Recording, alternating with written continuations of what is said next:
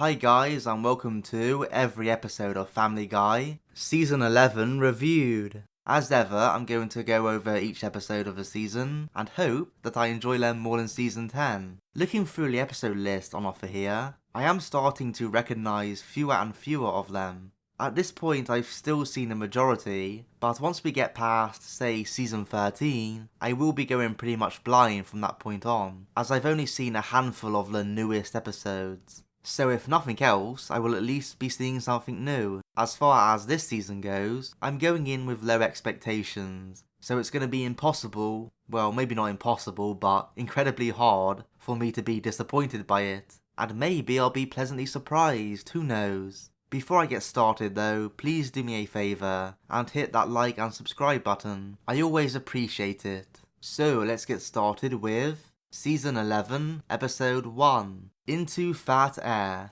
When Lois sets up a dinner date with her former boyfriend's family, Peter is distressed. But when Ross brags about his family vacations, Peter decides the Griffins will challenge them to climb Mount Everest. My best cutaway and also best overall moment was Stewie's fantasy about a trip to Las Vegas to block out the cold. The season opener gets a 3 out of 5. The idea here that the Griffins are competing against a rival family to climb Mount Everest is certainly a premise which gets one interested, regardless of how unrealistic it may be. It also makes sense for Peter and Lois to have the motivation to follow through, given that they're up against Lois's braggy old boyfriend. They also, surprisingly, kept up the continuity, as we saw Ross in a previous episode quite a few seasons back. I'm surprised they remembered that, to be honest. The climb up the mountain was a bit glossed over, but there were of course a few jokes mixed in, like Peter getting drunk at altitude and giving his pukesicle to Brian. I also liked the woman GPS freaking out. My favourite of the lot was absolutely Stewie's cutaway. Talk about a realistic sad fate of a lot of Vegas gamblers. The song playing just seemed to fit the scene very well, and the fact that the whole thing led to Stewie in a bus, with the heat turned up, was a great payoff. The whole thing of them finding Ben Fishman's frozen body in the snow and having to resort to eating his body was, well, I don't really know how I feel about that, to be honest. It doesn't really bother me, but at the same time there's no real reason for it to happen. It just gets brushed off by Peter in a one-liner at the end, when he tells Ben's parents what happened, just as they're about to get flown off in a helicopter. So yeah, I don't know, this is a decent start to this season, but definitely could have been better. Season 11, Episode 2, Ratings Guy. The Griffins become a Nielsen family, and Peter tries to rig the ratings. However, everyone gets annoyed with his absurd changes. My best cutaway here was Meg's first visit to the fire station, and my best moment overall was the trip to the fire station. This one gets a 2 out of 5 from me. This is one of the most bland, forgettable episodes so far. The plotline of Peter having such power to control TV shows because he had so many boxes was a bit silly at face value, and of course when you have a premise like this, it is going to devolve into a bunch of wacky TV shows. But still, at the end of the day, we are only talking about TV, so there was no real stakes here. So I think it's because of that this episode feels so mundane. Even the town going into riot mode to try and get after Peter felt a bit forced. Despite not being greatly funny, there were at least a few moments here which saved this from being a 1. I liked Dr. Hartman's response. I took a lot of things at medical school, after Lois told him he took an oath. But the opening set piece of the trip to the fire station had the best bits, such as Peter getting blasted by the hose, and the hand-to-hand combat with the fire. And of course, you don't get any more cruel than Peter and Lois leaving baby Meg on the fire station's doorstep. Season 11, Episode 3, The Old Man and the Big C. Brian and Stewie discover Carter Punishment has found the cure for cancer. My best cutaway was Stewie waiting for Lois to get off the phone, and my best moment overall was Carter causing trouble at Starbucks. This one gets a 3 out of 5. The start of this was kind of dull in the jokes department. The revelation that Quagmire is wearing a wig was a bit interesting, but they never went anywhere with it. The only thing it led to was Quagmire acting like a boring old man for a bunch of scenes. The actual main plot of Carter supposedly dying of cancer, then suddenly appearing better, had a lot of ways it could go, with Stewie and Brian on the case trying to find out the truth. I actually quite like the idea of Carter being so evil that he has had the cure for cancer for decades, but prefers profit over releasing it.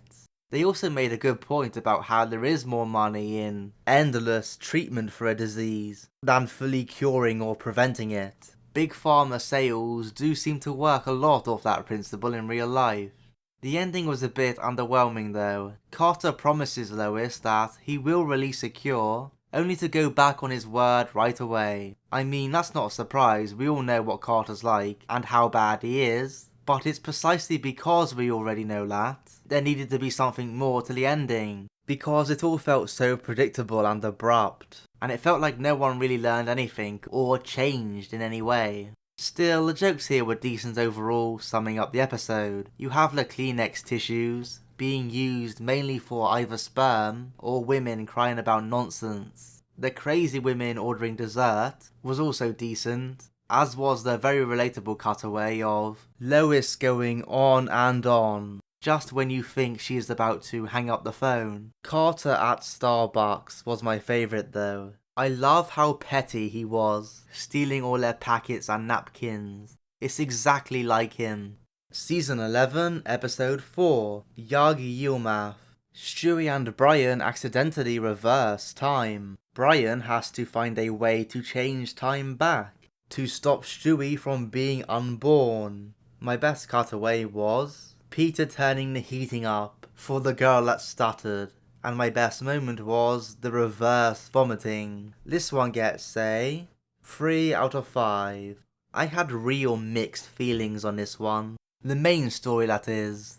The bits with Brian and the random women at the start can go to hell. No, I mean the whole reverse timeline business. On one hand, I did get some enjoyment out of it, seeing some of the classic moments from the show in reverse, like the giant chicken fight, the Epicac episode, etc. Sure, it's pretty disgusting to think about, the sick going back inside you, but as far as gross out comedy goes, I think that scene is about as good as you could do. But some of the rules of reverse time didn't seem to make much sense. Like, some of the sound effects were in reverse, and some weren't. And even the whole thing about Stewie being unborn wasn't explained as well as it should have been. What about all the other people that were unborn, or had changes happen to them? Are they all fine now in the end? If so, why was it such a big deal that Stewie was unborn?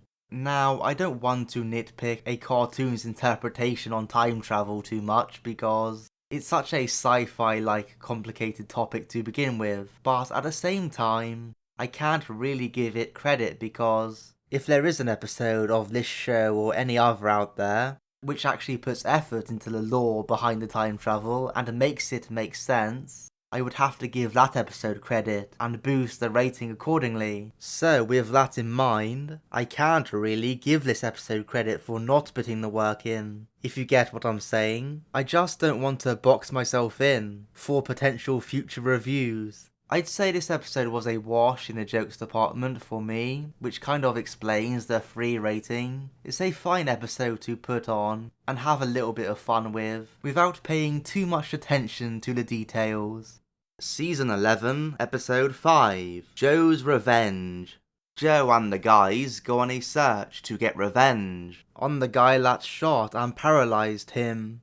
I do have the same best moment and cutaway here. Not because there weren't other good moments to choose from, because there were, but Peter's playing getting gay-jacked was the funniest thing in the episode for me, simple as that. I gave the episode a 4 out of 5. Despite a few less than ideal things, I still enjoyed the episode. The subplot with Lois looking after Quagmire's cat was wasteful filler, which achieved nothing other than maybe making Brian look even more unlikable. The main plot still overpowered the annoyingness in a big way. Finding out the actual truth of how Joe became paralysed was needed, I think. I mean, the Grinch story was quite funny, but hardly realistic. The whole revenge chase over the country Joe goes on with Peter and Quagmire to catch Briggs did enough to carry the episode. There were a few amusing moments that came up, like Peter arguing with Spider-Man, and Joe becoming quite the badass to take Briggs down,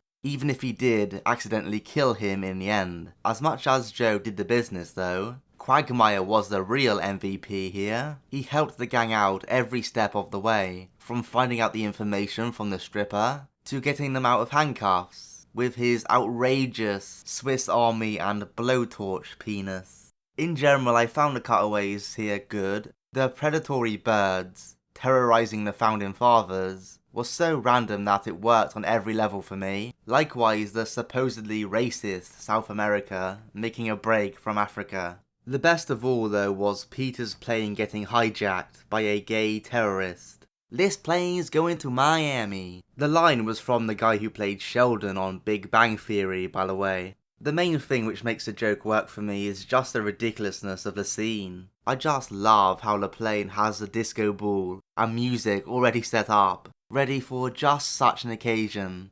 Season 11, Episode 6. Lois comes out of her shell. After Peter makes her feel insecure about her age, Lois goes through a midlife crisis. Meanwhile, Stewie gets an evil pet turtle. My favourite cutaway here was Mayor West confusing his dry cleaners with a dance club. And my best moment overall was Stewie's fight with his evil turtle Sheldon. I gave this one a 3 out of 5. Parts of the Lois story got annoying to me. Watching her go through a midlife crisis and become a party animal, that could have been decent, but it wasn't done in a particularly clever way. Lois just drags Peter around town, being as trashy as possible. They never worked through their marriage issues at all, which is to be expected for this show, but still, everything goes back to normal in the end anyway. I guess Peter beating up Justin Bieber is all it took. The subplot of Stewie getting this turtle who turns out to be evil was much more fun. Of course, there was no real substance to it, as shown by the Mario ending, but I still enjoyed their battles, and they actually succeeded in making this turtle seem menacing, which is quite the accomplishment by itself. The jokes here were decent, like the elaborate fake grocery store in the middle of nowhere Peter makes for Lois. God knows how he got the cardboard cutout to talk. The legend Adam West dancing to the phone ringing at the dry cleaners was also great, of course. This is my jam. Overall though, I'd say this ends up being an average episode. Season 11, Episode 7. Friends Without Benefits. Meg gets a crush on a boy named Kent, and she gets him to go and see a movie with her. However, at the end of the night, she is shocked to find out that he is gay. My best cutaway and best moment here were the same thing, which is, men, we know how to be friends.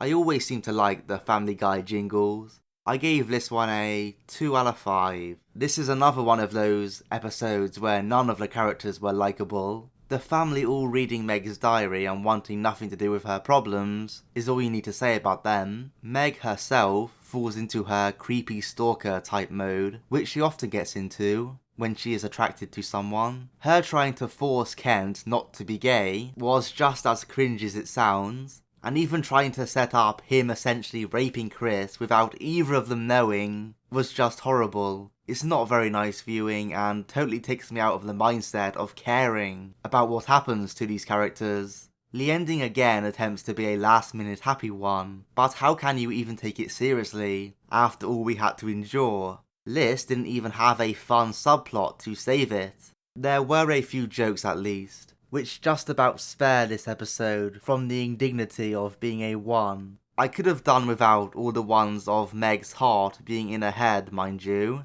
But Adam West switching jobs with the bird is just the type of typical goofiness we all love from him. I also found Peter working at the diner quite funny, all the phrases he comes up with, but the best one was the contrast to the men and women friends. The difference between their reactions is probably very true. Of course it's a stereotype, not all women are passive aggressive like that, but come on, there is still a lot of truth to that joke.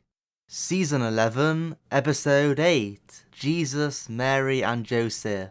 As the Griffins prepare for Christmas by decorating their tree, Peter tells the story of Christmas. My best cutaway here was Consuela as Mary's virginity coach, and my best moment was the family's yearly call to Great Aunt Helen. This Christmas themed episode gets a 2 out of 5. This is just another one of those Peter tells a story type episodes, which frankly ends up feeling a bit pointless. I was not that interested in the retelling of the birth of Jesus. It has been done so many times in all forms of media, and Family Guy was never going to make it stand out, or even seem original for that matter. It was rather boring, with below par jokes, many of which went on for too long. Stewie as baby Jesus coming up with this crazy laser blaster was probably the best thing to come out of it. Either that or Consuela as a virginity coach. No, that will certainly get the message across.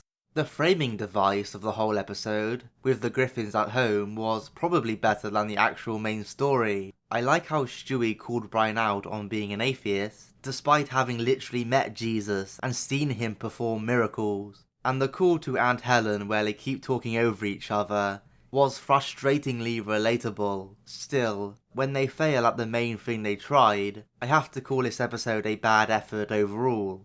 Season 11, Episode 9, Space Cadet. Peter and Lois allow Chris to go to space camp. When the family goes to visit, Chris gives them a tour of the space shuttle. However, Stewie accidentally launches them all into space. My best cutaway here was Peter and Lois's mounted heads singing Hooked on a Feeling for Chris. And the best thing about the episode for me was Chris being the one to get the space shuttle back safely. I gave this one a 4 out of 5.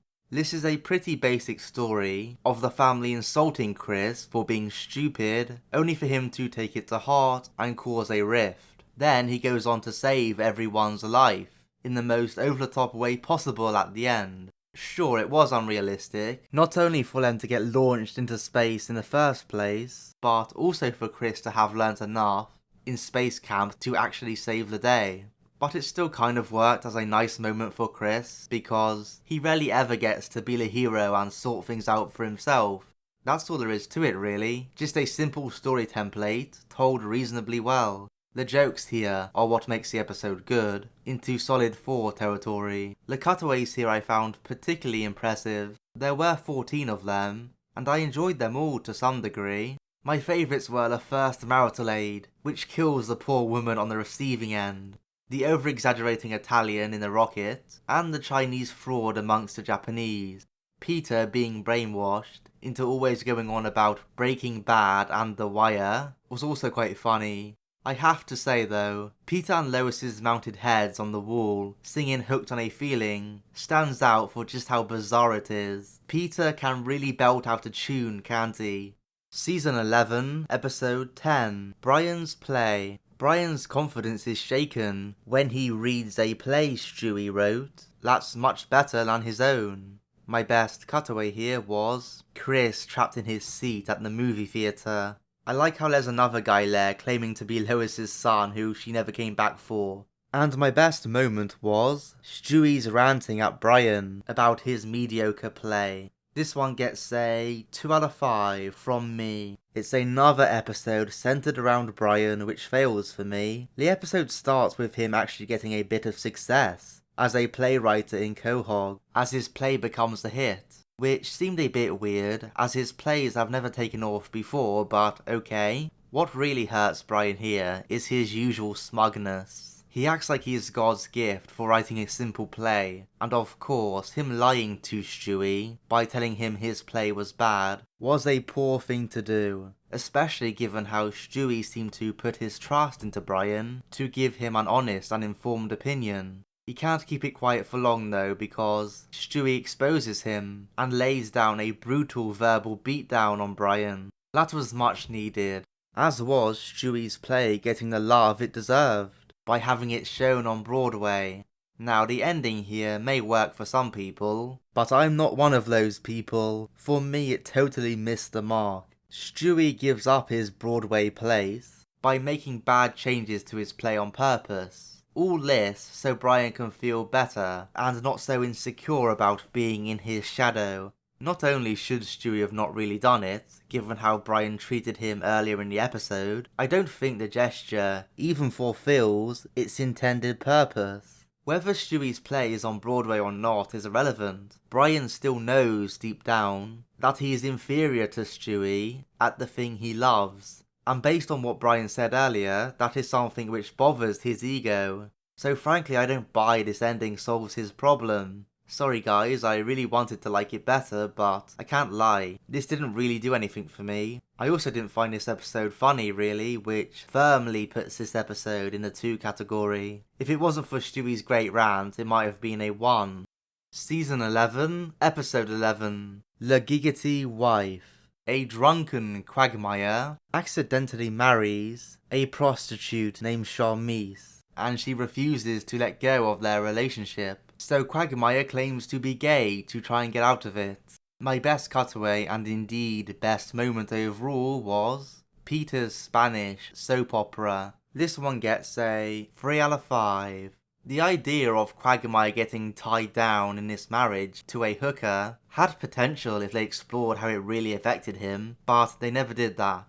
Instead, far too much time was devoted to how gross this old prostitute was. And much like her, it got old real quick. So because of that, I never got into the drama of Quagmire wanting to get out of the marriage. The ending of him having to prove he is gay to weasel his way out of the commitment did have its ups and downs, believe it or not. Quagmire asking Peter to have sex with him was about as over the top as you can get. The awkward silence for like 10 seconds after Quagmire first makes the request was funny by itself. However, the bit where they throw up into each other's mouth was a bit too gross for my liking. It was all made redundant anyway, as Charmise calls off the marriage, and Quagmire gets his life back. So yeah, a very uneven story to say the least. The episode was thankfully on the funnier side though. I liked the cutaway, explaining how God made Asians, also the incredibly depressing divorced guy apartment. Peter's Spanish soap opera was the best though. I like the little guitar sounds after he slaps everyone. And of course he rides away in a giant flying sombrero. Why wouldn't he? Season 11, Episode 12, Valentine's Day in Quahog. We get to see what everyone gets up to on Valentine's Day. My best cutaway here was Peter's weird sleep thing. And my favourite moment was Brian's meeting with all his former girlfriends. This one gets a 2 out of 5. This was a weirdly constructed episode that basically amounted to a lot of small one-off stories about the whole cast of characters. The theme of course being love. Let's see, you had Chris with Herbert and his great niece, Stewie getting Brian to meet all of his ex-girlfriends, Peter and Lois spending the day in bed, and Quagmire being seen by everyone as a woman. Oh, and a small matter of Meg getting her kidney stolen by her date. There were a few more bits which were literally one scene long, like Stewie going back in time and accidentally kissing a baby version of Lois, and also a bit about Mae West, and Carol being a slut essentially. The reason I listed them all like this is to emphasize how little there was to any of them. You can get the full picture just by me giving you a sentence of description. Yeah, I didn't vibe with this one at all, I'm afraid. Out of all the bits, Brian's showdown with his exes was probably the best. Most of the others relied on some level of gross out humour, or just weirdness in general. There were at least a few moments here I did find funny, like Consuela dodging the US border control to see her lover in Mexico, as well as Peter's sleep screaming. As I said though, nothing here carried enough weight to make me care too much either way. Season 11, Episode 13, Crisscross. Meg catches Chris stealing money from Peter's wallet and blackmails him over it. This leads to Chris moving in with Herbert. My best cutaway here was Chris saying he feels one step above people that love dive bars. And my best moment was Stewie getting mad at Anne Murray for not writing her songs. I gave this one a 3 out of 5. The Chris and Meg stuff here was not great. Repeating the synopsis again here, Meg catches Chris stealing money from Peter's wallet and spends the rest of the episode blackmailing him over it. He doesn't paint either of them in a particularly great light, and the way they make up in the end, while not horrible, was still a bit rushed. And to be honest, even though they say they have to stick together from now on, as siblings, I have a hard time believing they will do. The subplot was much better at least. It was surprisingly nice watching Stewie fall in love with Anne Murray's music, even going so far as to do his own little concert for Brian. The final scene of the story, where they go and meet her, is great. Stewie going all crazy tying her up just because she had songwriters is exactly what he should be all about. He has some great lines in there, my favourite being, "You didn't write it but you know it, bitch." Very funny stuff. Also, fair play to Anne Murray for guest starring in this episode. She's clearly not afraid to make fun of herself, which is more than could be said for a lot of celebrities. I wouldn't say this was that funny overall, but along with Stewie's outburst, there were a few Peter moments I liked, like him as a door-to-door vacuum salesman and placing boogers in Bronte novels.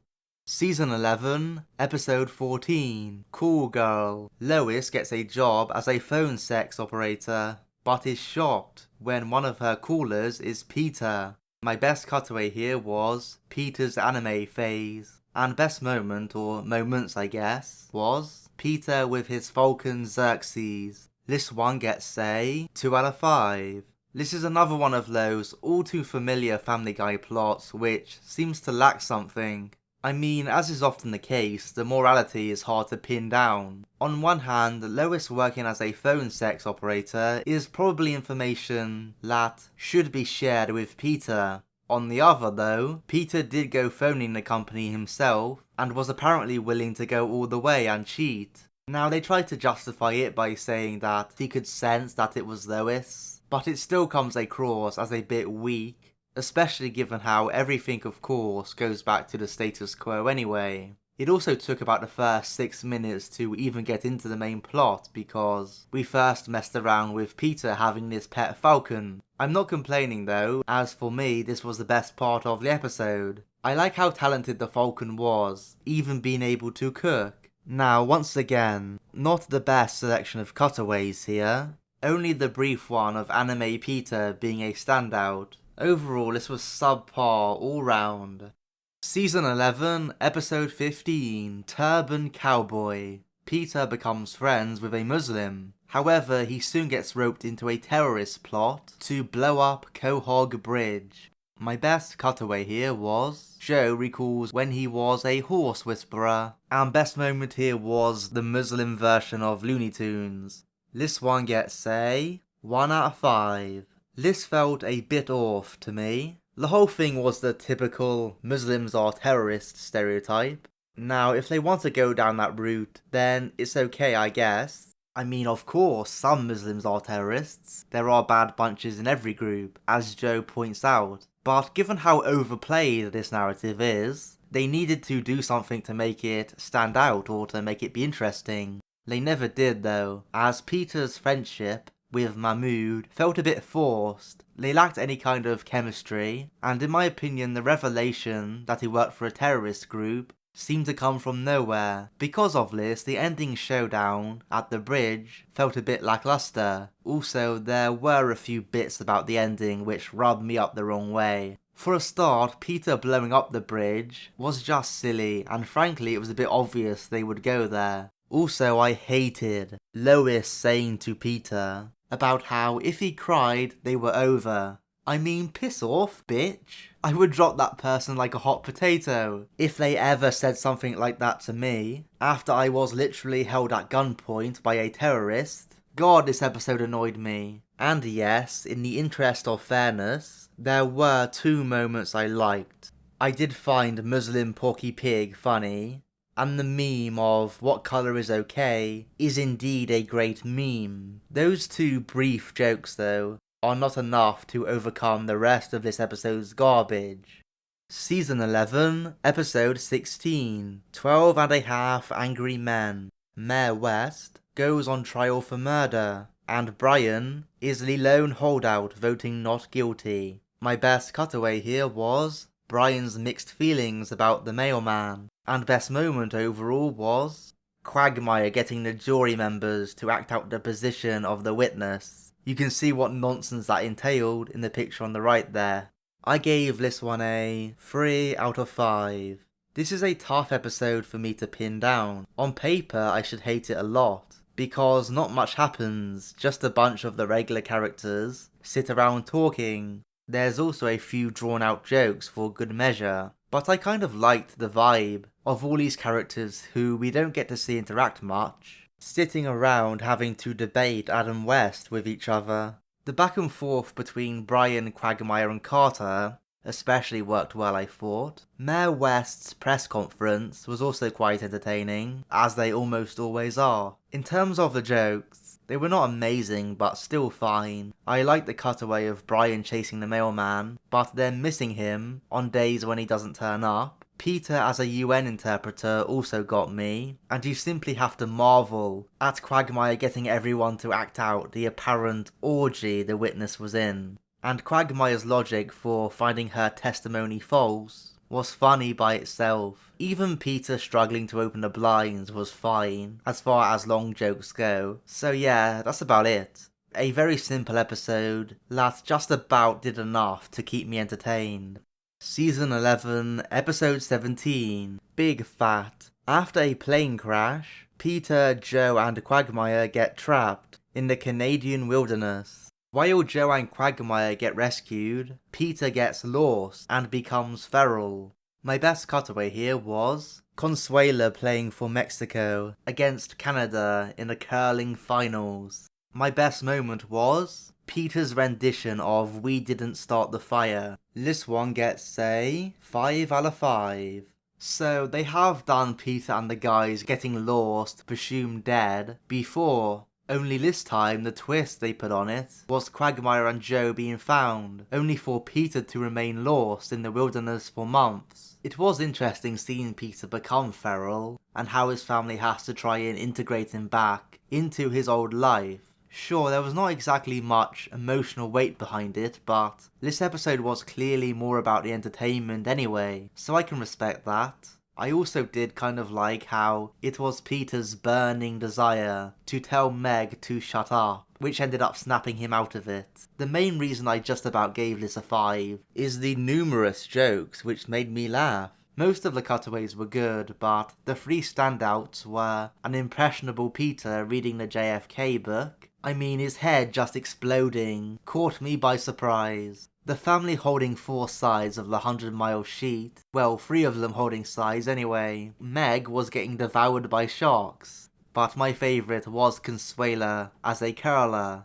Not only is that a funny sight by itself, but La Cucaracha playing as Mexico's national anthem put the joke to the next level. The non-cutaway jokes were just as good. I loved the bits of the guys just hanging around talking after Peter caused their plane to crash. Whether they be bantering about possible predator aliens or Joe's diaper needs, but Peter's failed attempt at singing We Didn't Start the Fire was so good. Despite him not remembering the lyrics, it's actually still quite impressive to remember the rhythm to the song and create new lyrics which match that rhythm right on the spot. So Peter still gets credit from me. Rather out of nowhere, this ended up being one of the more entertaining episodes in a while.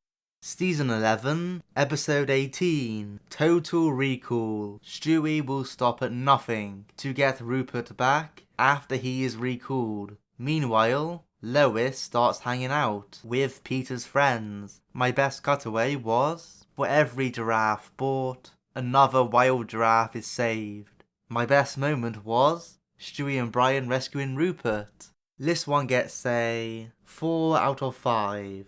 Both plotlines here had elements I enjoyed. It was a clever idea to have the Rupert teddy bear toys recalled because of a choking hazard, That seemed like a somewhat realistic way to have Stewie lose him. Things only got really good though, once Stewie and Brian arrive at the toy factory to get him back.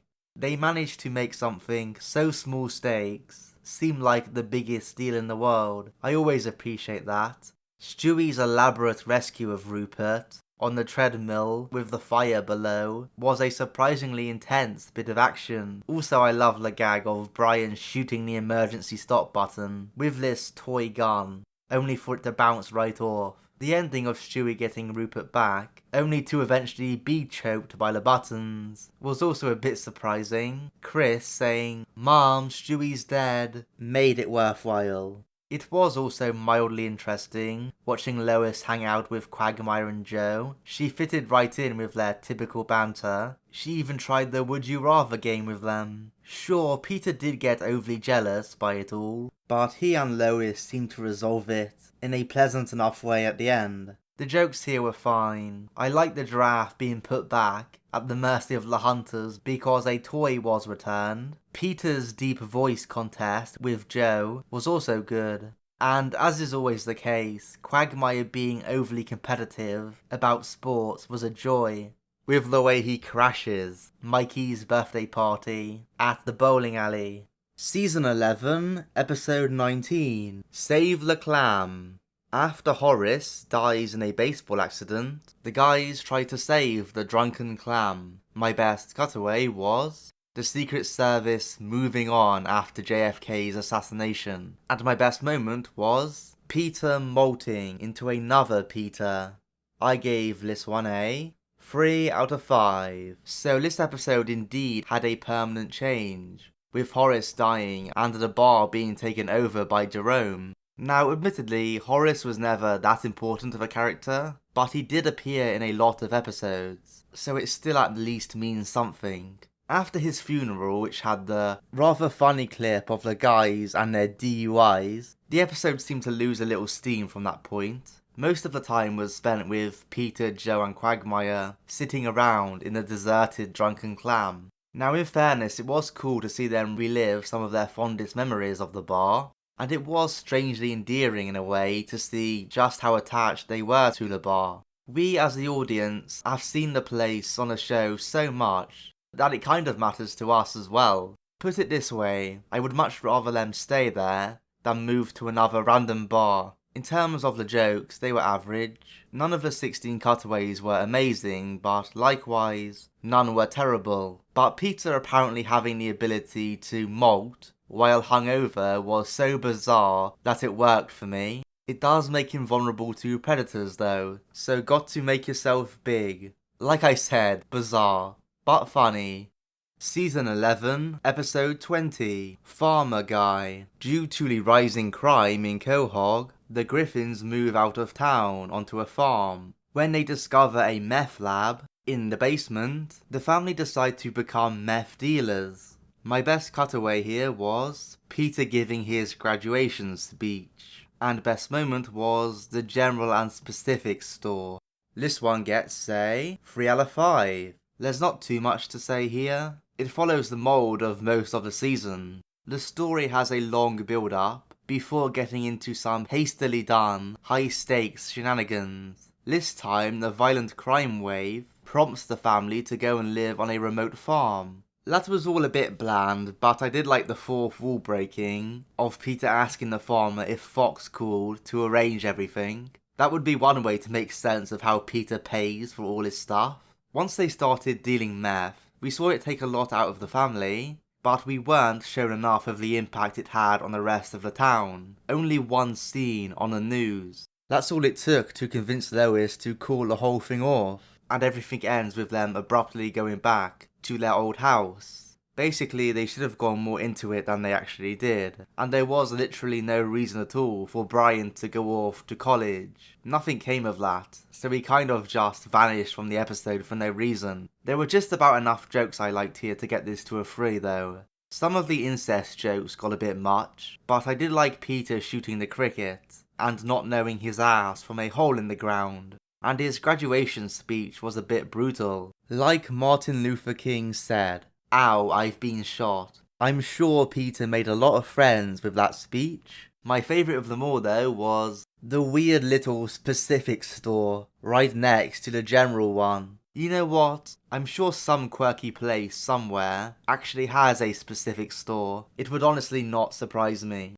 Season 11, Episode 21, Road to Vegas. Stewie accidentally creates duplicates of himself and Brian. This causes problems when all four of them travel to Las Vegas. My favourite cutaway here was the serious looking loan shark. And my best moment was the ending. So, are the Road to episodes back with a bang? Yes they are. This gets a 5 out of 5. Because we hadn't had a Road to episode in quite a while, my expectations for this were quite high going in. But even despite that, this episode still managed to exceed my expectations. Stewie's teleporter creating clones of him and Brian, unbeknownst to them, was a very clever idea. The progress through the episode felt so natural, as we get to see two very different experiences of Vegas, with the first, Stewie and Brian, that took the teleporter, living it up, getting all the luck in the world, while the two who had to take a flight got screwed over every step of the way. In a way, I guess, it shows the two extremes of how a trip to Vegas can go, but I think we all know which experience is more likely. In desperation, having blown their money, Stewie and Brian make a bet with the help of a loan shark, which of course ends up losing. This however doesn't end up being their problem, as the two groups mix up each other's bags, again without even seeing each other. Sure, you could say that this side of things was very coincidental, and of course it was, but I was so invested in finding out what was going to happen that it didn't bother me in the slightest. In fact, I would argue it was the perfect way to have both versions of Stewie and Brian feel the effects of each other's actions. Things got a bit dark in Act 3 when the situation escalated and one of the loan sharks kills Stewie thanks to a very cowardly Brian, whereas the other version of Brian kills himself after being convinced to by Stewie, who is too cowardly to go through with it himself. In a strange way, having them both kind of screw each other over in separate scenarios prevented either of them from being too unlikable. Of course, the still alive versions of Brian and Stewie meet up and figure things out in the end, but not before the dead versions see each other again at the gates of heaven and give each other a very disapproving glare. That was the perfect way to end the episode in my opinion. Now, it was kind of hard to explain this story in review format because so much went on, and there was two sets of characters on the go, but rest assured, it was constructed very well. If you have never seen this episode, I definitely recommend going and seeing it for yourself. Also, it does get some bonus points for me because of how accurate the depiction of Las Vegas was. I have actually been there myself on holiday, and all the hotels, and even the little walkways connecting the streets, seem to be all in the right places, so maybe they did some research. All the people behind the show just know Las Vegas well anyway. To go on praising this episode even more, I also found it to be very funny. Almost all the cutaways I liked. My faves being Mort's cousin as the magician, opening for Celine Dion. He just takes a quarter from the audience and gets out of there, with the classic gag of hearing his car going in the background. Stewie hosting the Oscars was not too far away from the pandering that does go on at that event, to be honest. And the interaction with the loan shark was just gold. My date of birth, was it yesterday? We even got a classic Stewie rant at the expense of the woman on the plane. So yeah, I love this episode. It might be top 10 of all time for me. Season 11, Episode 22, No Country Club for Old Men. The Griffins are invited to join the prestigious Barrington Country Club, much to the annoyance of Carter. My best cutaway here was Peter telling Carter they have to be bold, like backwoods knee birds. My favourite moment here was Peter's harmonica farts. The season finale gets a 3 out of 5. I want to say a decent but unspectacular end to the season. There was not much to the plot, just Peter gets into a prestigious club because Chris briefly dates the owner's granddaughter. Most of the bits within the club I was not into, but I guess it was nice to see Carter in a suck-up type role again. The guy is such a horrible person that whenever he is kicked around a bit, it's always good karma. Still, the ending where he gets back into the club was very predictable, but I guess it makes sense. I'm sure it's totally realistic for this rich old fart, Barrington, for fellow rich people who treat poorer people like crap. Not all rich people are like that, of course, but sadly a lot are. On a happier note, the funniest part of the episode for me was Peter getting the harmonica stuck in his ass. The fart sound he makes after Lois describes her bad day were fantastic. To be able to create different tunes like that on command must take some kind of talent, surely. The cutaways here were again fine. The bold backwards knee bird was my favourite. It's the neck rolling which does it for me. But Tree Jesus, killing the guy and the snake, and Peter's refrigerator, prank call backfiring, were also good. So welcome to the summary of Season 11. The main average rating for this season was 2.95. I'll break that down a bit more in a second. But first, my bottom 5 episodes were Cool Girl at 5, Brian's Play at 4, Ratings Guy at 3, Jesus, Mary and Joseph at 2, and Turban Cowboy was the 1 out of 5 episode. My 5th best was Joe's Revenge, Space Cadet was 4th, Total Recall was 3rd, Bigfat was 2nd, and Road to Vegas was the best. Now, as you can see by the pie chart there, the season was again majority 3 out of 5 episodes, with a fair share of 2s, and only the 1 out of 5. That being said, there weren't many 4 out of 5s, only 3. So I guess, mercifully, there were at least 2 5 out of 5s. And 1 all-time classic episode for my money, so there was definitely enjoyment to be found here. In fact, quality-wise, this season felt like it was exactly in the middle of seasons 9 and 10. Not as good as season 9, but better than 10. I am not going to carry on about the characters, as they are what they are at this point, but I will at least give this season some credit for not showing the very worst of them. That is probably the main reason why the worst episodes here weren't that bad. If you do watch this season, one thing above all else you will pick up on is the absolute abundance of cutaway gags. Almost every episode has at least 10, and most have like 15 or something. Now, I have criticised the show before for being too light on cutaways, so I don't want to sound like a hypocrite, but I do think it was a tad excessive here. There has to be a happy medium amount somewhere, which for me seems like 7 to 10, that kind of range. And you can mix it up, of course. It just had to be brought up here given how many cutaways there were, and how every single episode was happy to cut away from the story at pretty much any moment. All in all though, I have to say this season was just about fine. Especially for this version of Family Guy, and I would be happy if this standard continues, but I know season 12 is quite an infamous one, so I am expecting a drop off again. Regardless, I will be there to review it, and I hope you guys are there to watch. As ever, if you enjoyed, please consider supporting the channel, whether that be through a like or subscribe, and I'll catch you next time. Take care.